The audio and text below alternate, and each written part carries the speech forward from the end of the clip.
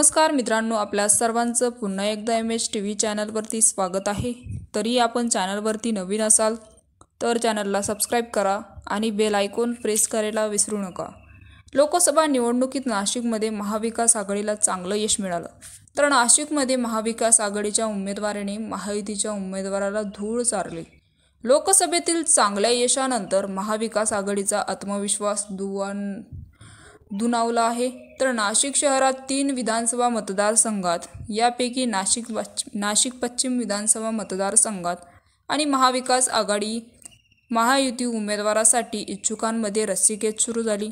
तर भाजपाच्या बालेकिल्ला मानले जाणारा नाशिक पश्चिम विधानसभा मतदारसंघात कोण सरस ठरणार हे येत्या काही काळातच कळेल। तर नाशिक शहरात 3 विधानसभा मतदारसंघ आहेत। यापैकी नाशिक पश्चिम विधानसभा मतदारसंघात महाविकास आघाडी महायुती उमेदवारांसाठी इच्छुकांची रस्सीखेच सुरू झाली आहे।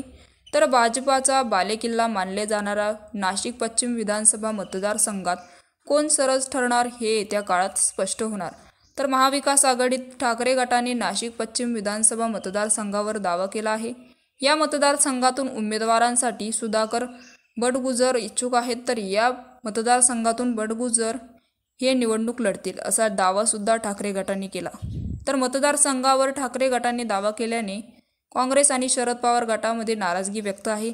त्यामुळे महाविकास आघाडीच्या जागा वाटपात नाशिक पश्चिम जागा कोणाच्या पदरात पडेल हे येत्या काळातच स्पष्ट होईल।